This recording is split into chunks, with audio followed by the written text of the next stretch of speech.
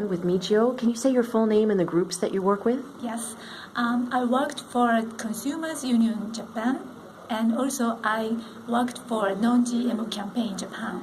Great. And so tell us a little bit about the state of what's going on here. Is Japan accepting GMOs? Do consumers want GMOs? What's happening here?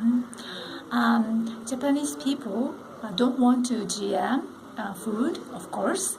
So we are working for a long time against GMOs in Japan, and especially moms with children are very concerned about GM food because not safe for our body and non-healthy food. So we are very concerned about, and now we are very hard working for non-GM movement in Japan. So why do you think so? Do you see a rise in health issues here in Japan in your children?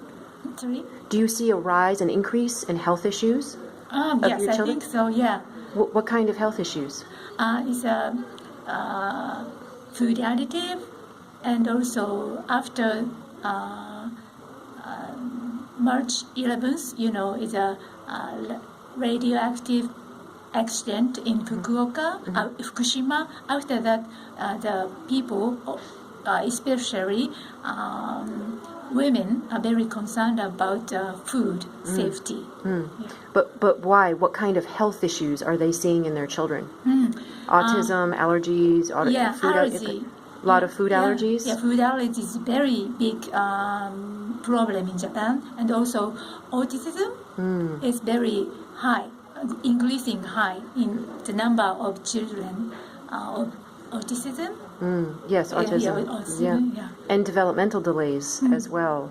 I've been hearing there's been more of those. Yeah. And what about like diabetes, obesity? Yes, but not in the U.S. Right. Yeah. It's higher there. Yeah. Yeah. So you're seeing increased health issues. You don't want GMOs, and is your government listening to you? Are they? Unfortunately, no. We always say we don't want to eat GM, and we don't want to import GM food from other countries, especially the U.S. But government says if we don't import food from the U.S., we can't afford. We can't afford for people because our food self-sufficiency is very low. So how much food do you make for yourselves here in Japan? only 40% or something. 40%. Yeah. Wow. So a big portion of your foods, over 60%, is imported from other countries. Yeah, especially from the U.S. Especially from the U.S. Yeah. So it's a big problem because the corn and soybean is we import from the U.S.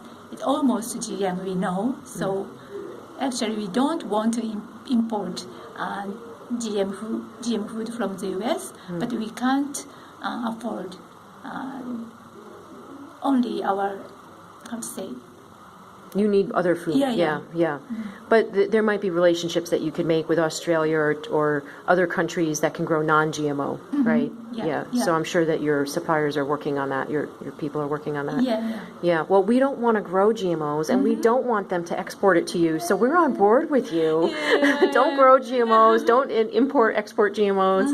Yeah. So we're on board with you. We hope we can work together. Yes. And do some fun things together so that people find out more about GMOs in Japan and say no to GMOs and grow their own food and eat traditional, native, heirloom, food and seeds. And thank you for all the work that you've been doing, getting genetic roulette out there, right? And having speakers come and speak about GMOs.